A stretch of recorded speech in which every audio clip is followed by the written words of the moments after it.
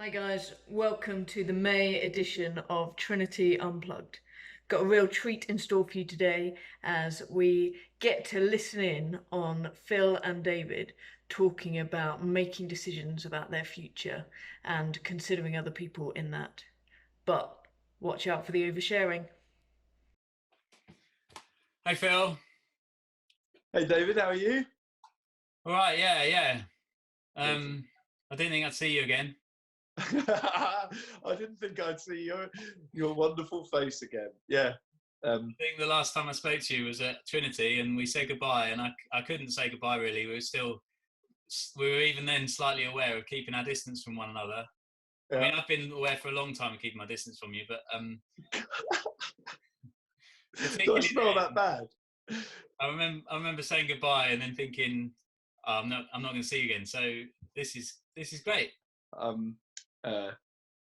Yeah, it's nice. It's nice still to be around. Although we are actually. You never need to talk to me again because we're moving. Like whilst you're watching this, like when this is on, Rosalie and I will be moving. So you never need to phone us again because we'll be irrelevant from your life. So we've been through the lockdown, and then the lockdown has been slightly lifted, and that's meant that you can move house. Is that right? Yeah. So slightly lifted, and then the removals can move us down. So we're off. Yeah. Brilliant. Yeah, exciting times. And we can actually now. I think we said goodbye to everyone 2 months ago at Trinity. We just like lingering around. Yeah. We used to have. I remember we used to have teachers at school who you'd have a kind of leaving ceremony. There was one teacher particularly. He had a leaving ceremony at, say, Christmas, and he got a load of presents, and then he was curiously back in January. And I think he had another leaving ceremony in the summer. So he got more presents. And then at least another one time, I think he got 3 lots of gifts seeing him off. I think he maybe came back as a supply teacher or something, and then he got gifts again. But yeah, we're not buying you anything else. Oh, what? Don't share that with too many people. That's the angle we're going for. More stuff. We were a bit disappointed with the first batch of stuff. So we're... I think it's hopefully being edited so we can get rid of bits like that where you. Yeah. Okay. So how's it going for lockdown for you? Being in your house and plugging away there, is it going all right? Yeah, it's all right. Nothing has changed a great deal during lockdown. Work-wise, I'm used to working at home, so I've gone well set up for that. It's quite good. I often get out a lot more, so it is a bit. I'm a bit zoomed out, and you get quite tired out, spending a lot of time videoing people all the time. Right now, I think we're just a bit. We don't really know what's going to happen at the moment. You know, whether schools are going to open again, and I'm trying to fit work around doing school at home, and Emily's at work as well. So we don't like this sort of uncertainty, do we? Generally. Yeah, it's a bit weird having like when we're talking about future, thinking I don't know what that looks like, and it's really weird socially around other people going, I don't know, I just don't know what it looks like, and I don't know what I'm comfortable with other people, and socially going out and about, and what's it going to look like meeting up with my mates and sports and going and playing with people, and I don't know. How are you looking forward to going out and seeing loads of people and having some big hugs with people you haven't seen, or are you a little bit? I had a first walk with a friend last night, and he sort of said, "Do you want to walk down to the beach or something?" And I felt like I was breaking the rules a bit. Felt a bit naughty, but it was really nice to see somebody like face to face. Kept our distance from each other, obviously. Yeah, and it's funny. I've been, my work is all about bringing people together in spaces and how cities work as bunches of different people doing things together. So for years, it's all been about increasing sociability and how people are safe together and how people feel inclusive, you know, all different types of people spending time together, doing their thing, whether it's work or play or, you know, families or Yeah. helping those in difficulty within the city environment. And now we're trying to create a vocabulary of keeping distance between people, and what happens when everybody comes to work in one place, or what happens when everybody comes together for a music festival, or, and I think everything's going to look quite different. So I am a little bit worried about that. It's just a bit uncertain as to what the, I don't know, what the kind of way is going to be like. You know, what do we expect of our places and life when we get back together with people, and if that's going to be hard, or actually quite like being by myself. I'm not too worried about it. It's a good excuse just to kind of find a bit more space for myself in life, and I don't know, variety of things really. Okay, nice. I heard someone on the radio earlier actually just say this change that we're having this week between lockdown proper and then the kind of transition to something different is almost causing more anxiety than being in lockdown, because at least there was one rule and they could stick to the one rule and just keep carrying that out, and they didn't have to think about what the next step or the next stage was. Now we're having to think about how we move on and how we do something else and do it with other people. Sometimes it's easier just to stay as you are and stick at that one thing, isn't it? I think, you know. Yeah, definitely. It's weird over time changing and figuring out what to do in new circumstances, new situations. Leonie last month talked about The Hobbit, and when he was asked to go on the journey, and he really kicked back about you know, against adventure, and because he's found his little safe, secure little hub that he's got, and he's under. I think it was like particularly she was saying like he's under control. He's in control of that. And then if you're stepping out, how uncomfortable that can be. I remember when I was thinking. It's actually when Rosalie and I started going out at uni. When we were going out, this person was challenging me about relationships and just saying it's not about who you want the other person to be or what relationship you want, but Phill, it's about who are you going to be in that. And I was really challenged about that way around of thinking, of stepping out on that kind of like adventure of a relationship, thinking, it's not about what I can get from all these other people, but actually who am I going to be in it, and what kind of person am I going to be for them. And that really changed my thinking. Really changed my thinking about life. It reminded me of when I met Emily, and whether I was thinking about her or whether I was thinking about myself. And actually, my focus was very much on what I was doing, because when I first met her, it was on a skiing holiday. I was away with some friends and she was away with some friends. Neither of us, I don't think, anticipated meeting each other. But I think my focus was very much on what I was being, mainly because I had a really, really severe case of diarrhea. So the whole week skiing. I mean, skiing's quite a difficult thing to do when you're clenching.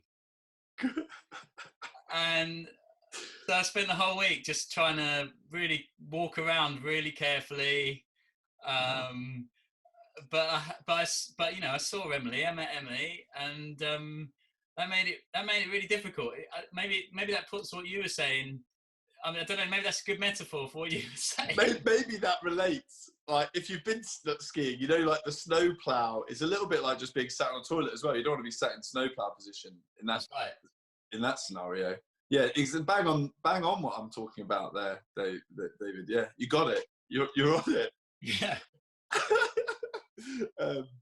But I think like last week, thinking about God being. Future being, what's my future? How do I make decisions about future? And that can still leave us pretty like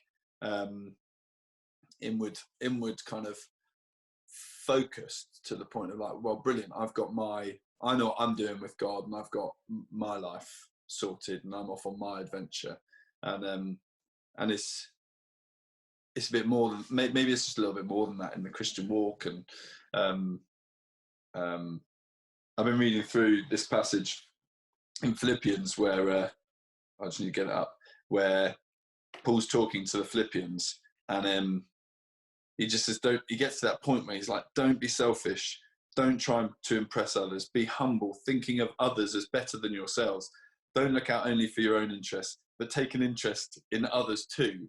And when I read that kind of thing, I think, whoa, like that's amazing. But I don't always, like, that's really big. I'm quite happy actually daily, just waking up and thinking about, well, what am I wearing today? What am I having? What am I doing? And thinking about me. I find it quite hard sometimes to shift my thinking, that God doesn't want me just to be thinking about me and myself, but actually wants me to think about other people. I find that kind of shift quite hard in the sort of day to day. Yeah. But a lot of the challenge, I know last month Leonie and Hannah were talking about this, about getting our foundation right. It is a personal journey, isn't it? It is something you sort out with yourself. Get your foundation right. Are you a Christian? Have you committed to your future to God? Are you going to let him direct you? There's so much of that onus and that responsibility is on your choices for your future. Yeah. Certainly, I don't know. I think it's where I started as a Christian. I didn't really feel like I was first, compelled by other people's pain and hardship. It was more about where am I in life and what am I going to do about that? But there certainly came a point where it just felt like you need to move on from that, really. And it not just all be, it wasn't really, obviously it's enough for oneself to have Christ and lead a life dedicated to God, but it didn't feel like enough in life. If I just continually keep honing myself and get better and better and better, any better than just a kind of athlete who wants to get to the pinnacle and keep working on their own ability and their own fitness and iron out all their own imperfections. Well, but so what? And I think that's really and that is natural, like, for us. And I think it always has been that natural. Do you remember when Jesus is chatting with like Pharisees, and one of the things he found really frustrating with them was that they had taken sort of holiness and God's rules, they had taken that and thought, well, how do I keep all of that? Like, how do I become as holy as I can be? And Jesus is there going, it's not about you being as sort of holy as you can be just for yourself and for God. You've forgotten about this love for others and these like deep things which God wants to do through you for others. You've forgotten that because you're trying to keep yourself. It's just about you and God rather than about other people. And so they're kind of some of the best stories. They're just some of the best stories and parables that Jesus tells are about shifting that mindset from me to loving other people, forgiving other people, like prodigal son, using your talents for other people. Jesus is really big, but it's hard to shift out of that, to shift into that kind of other people mindset in life. I think it's hard as well when, like, if you got just exams coming up and you're trying to sort out your grades and your profile and your sports team, those kind of things, it can still be a daily message of just me getting my part sorted and done. It's quite hard to shift out of that thinking. I find it really hard all the time with that. But so how do we? That passage you read in Philippians, it goes on, doesn't it, and starts talking about what Jesus was and how he had this, right to glory, and if anyone wanted to, he was able to say, well, I can be who I want to be. I can have God's glory. He was a perfect person, and yet it goes on and says that he didn't actually claim that for himself. He put it down, and he gave himself up even to death, to kind of be the servant of other people, to become a servant. So how do we make that? How do we put down all of that stuff, all that glory, all of that personal refinement and rising to the pinnacle of our own lives, Yeah. to then make it and turn it into elevating others and putting others before ourselves and seeing them more important than us. Because, you know, I think we know we should do it. Yeah. It's not really good enough just to be commanded and told that's what you got to do. Yeah, for sure. It just makes you feel like, well, I know, and then I can see that I don't do it by you telling me I should do it. Yeah. Yeah, the answer isn't just to be told every time, but you should love other people. Totally, I totally hear you on that. I think in that passage, when the clever, or the thing that Paul, when he's writing it, is doing is he tells them what they should be. So you should love other people more than yourself. But the way he does it isn't by just repeating it again or giving a more clever command. He then just, so have the same mindset as Jesus. And then he switches our focus off ourselves and says, if you start to see this displayed in Jesus, you'll start to love that. You'll start to see something that's so beautiful, something that's so admirable in Jesus, that you want to be like him. And I think that's where Paul always is shifting our focus. The whole New Testament is shifting our focus off what we're going to do. Should I do this? Should I do that? And go, if you keep your focus on Jesus, and that you'll see the way he's laying down his life for others. And once you got your mind focused on that, so in the morning, if you think about that in the morning, that's going to affect your day, because your mindset is now on something totally different, mainly on what Jesus is like. And that starts, this is interesting, when I used to think a lot about what I was going to do, what things do I do? So at university, I was focused on being a great hockey player, being a social sec, getting my degree, being a Royal Marine, having a good girlfriend. All that kind of stuff was all, what things do I do? What do I do? And becoming a Christian, one of the big shifts was, well, that's kind of important, but the real important thing is, who are you? And my mind shifting off this idea of what things do I want? And that keeps, if it's on what I do, I think it keeps everyone else as sort of a resource that I use for what I'm trying to do in my life. And then put it in of, Phill, who are you? Are you actually compassionate? Or do you do things that look compassionate, but just using other people? Or are you a compassionate person? Do you love other people? And that was a big challenge for me. And then Jesus coming and going, look at me. And that's what Paul keeps doing. Look at me. And that you'll start to change. You'll start to love a totally different way of living. Mm-hmm. Yeah. That was quite big. Shift in mindset. So just getting to know Jesus more will lead us to love him more. Yeah. Is that right? Yeah. I think that's what the whole of the New Testament, the whole of the Bible is doing, is going, I'm just going to show, it's trying to show us Jesus, how brilliant he is, his great love for us, and his laying down his life for us. And when we're like knowing that him more, we actually start to love him. And when we start to love him, we start to actually live like him, or live him. His way of living starts coming out in our life in really unexpected ways. I think that's like this pattern that's coming out in life and how life works. Yeah. So learning, loving, living. Jesus.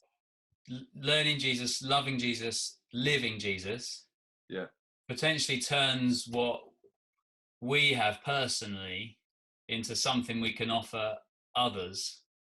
Yeah. But it makes it more than just being told to do it. It makes it, something we're involved in. The more we grow with Jesus, the more we get to know him, the more we just recognize how wonderful he is, and what he's done for us is wonderful. So the love grows. And then the living it out is, what is it? Automatic. It doesn't feel automatic all the time. No, there's definitely that tension in our lives. I mean, the Bible talks about like this battle between our flesh and the spirit, and the spirit's going, look like Jesus, live like Jesus, and love Jesus's way, and our flesh or ourselves going like, nah, I just want life for me. I want my friends for my good. I want everything for me. And I think there's that battle between the kind of the me, or when I'm talking to my kids, it's the me monster, and then Jesus trying to trump that in our life. There's definitely a battle carrying on every day in that. So it's definitely not easy, but I think it works across everything in life. So when I say learn Jesus, love Jesus, live Jesus, it happens kind of whatever area of life you are. If you keep your mind focused on I don't know, sport, you're just like, sport is my mind, that's what I think about all the time. I start to love sport and I start to live it. Or fashion, if I'm learning and thinking about fashion all the time, I'll start to love it and I'll start to live it. If I and that really affects like role models. So who's a role model that I think about all the time, I'll start to love that person and I'll start to live a bit like them. Now it's more complex, the Christian life is way bigger than that, but that's one of those kind of trends that happens across all of it, across all of life. And the Christian, right at our core, whatever else is going on, is having that focus on Jesus, filling our minds with his life. And that determines our future, because it doesn't matter. I think Leonie was saying this last week as well. It doesn't matter whether you collect bins or whether you're a doctor, whether you're a lead politician, whether you're a gardener. Those things are actually so secondary. Do I look like Jesus when I'm doing all those things? Have I got this deep compassion? Is more, can run throughout whatever kind of professional job or activity you choose. So yeah. Oh, and I was thinking about this actually on this who I'm going to be. So if I'm going, I want to be like Jesus. That's the kind of trajectory I want to live, and I set my mind on him. The kind of the course of life, where I end up, is actually changed by really subtle differences I make now. So if I'm in like a big, say I'm in a big ship going through the sea, a cruise liner or something like that. Not that I'd be on a cruise liner now, but say I was on a cruise liner and we're going through the sea. If I am going across to America, 1 degree shift this end of that journey is actually going to set me off hundreds of miles down the coast in the wrong location down the other end. And actually those little differences that you make when you're young or at any point in your life, 10 years down the life, are going to make a really big difference for what I look like. And I think the future actually isn't just something that's way out there. It's actually in the everyday choices I make now. How do I talk to people? What do I give my attention to? Do I like helping people now? If not, I'm not going to be different. The differences in the future are actually made in the small little decisions I make today, tiny little decisions. And I think that's what, oddly, I think that's what God's interested in. He's not interested, he will be, but not so interested in some heroic decision you're going to make in like 20, 30, 40, 50 years time. He's actually interested in like the really nitty gritty. How am I talking to my sibling? How am I talking to my mum, my dad? How am I talking to my children? That kind of thing is where he's really interested, because that's where the future is going to be determined by the things, the small things that are happening in my life today. We're using a good phrase in our household at the moment. While everything feels like it's too big to contend with, and there's so many, big changes potentially that we don't really know how to deal with, we're using that sort of that phrase about the 1,000-mile journey begins with a single step. Yeah. So if we can just every day think about what it is today that is going to be achievable. And I think a lot of people are thinking this way, trying not to have too many grand expectations of everything changing within a day, or them coping with everything that's on their plate right now, to do it in little bits. And I think sometimes we feel, when we hear some of those sort of challenges about living, having become a Christian, living our life for other people, or laying down our life, you sort of see the whole of life and you think, how do I surrender all of this? And how do I give up the world? I mean, I can't really. I've still got to do this, and I've still got to make dinner, and I've still got to pay my bills, and I've got to do my exams or whatever it might be. How do I give all that up? Yeah. And just those little steps, one by one, in each tiny micro situation, we can give something of ourself up for somebody else. And I think once you learn to do that on an hour by hour basis, and then a day by day basis, and then a week by week basis, suddenly you're someone whose life is more about other people than it is about yourself. Yeah. And it isn't a great, I mean, sometimes life will present those big challenges of, should you go overseas, or should you move house, or should you take a new job, should you make this big decision in front of you.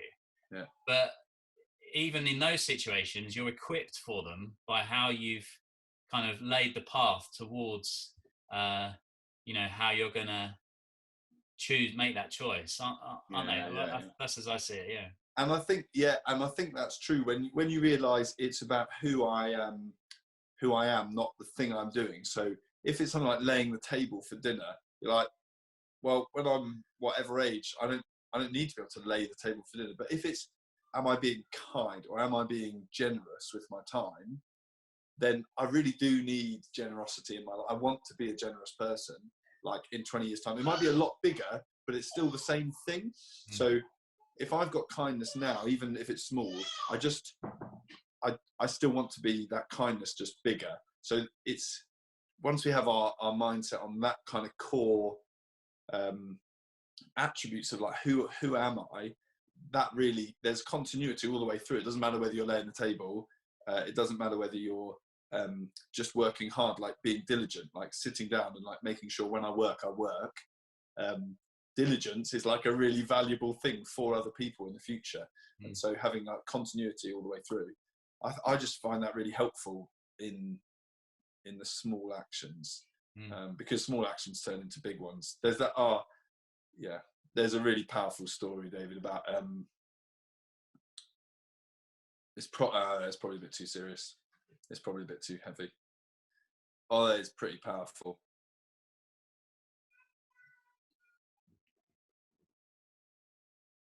So I'll just quickly say before like say, I'll say it and they can edit it out if they want. Yeah. Okay. There's this really powerful story, David, about this lady in South Africa who she was South African, kind of born and bred, and it was the end of apartheid there, and the police at the time they were at a court basically where they were having these reconciliation meetings in South Africa, and she was in the court, and the police officer who had killed her husband and her son was in the same place, and she had seen both of them die. It had been brutal and horrible. And in the court, the judge stood up, and it was a moment of reconciliation. So they're trying to figure out, what do we do in these situations? And they said to the lady, what would you like to happen to him? And she said, I would love for him to come and visit me in the slums once a month or a week, coming back, so that I can pour out what little love I have left on him. And then the crowd, the people, the crowd that were all around just started singing Amazing Grace. And you can imagine the scene, just so powerful. The guy fainted, couldn't believe what had just happened. And everyone's thinking, wow, what a big moment of love in her life. That's way beyond what I could do. I couldn't do that. I would be so angry, so distraught, so fulfilled. But actually, you realise her life, she has been loving people, like in the nitty gritty every day for years and years and years. And this is just the overflow of who she is.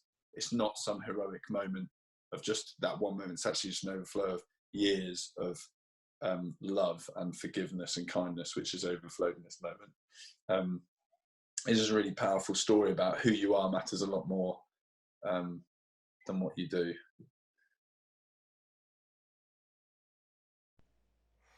Wow, what a powerful story.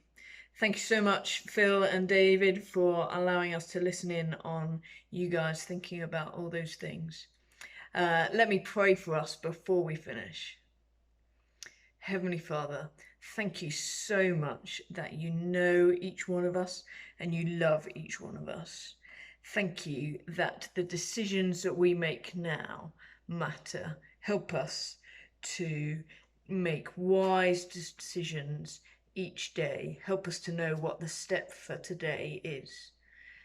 And Lord, we want to learn more about you.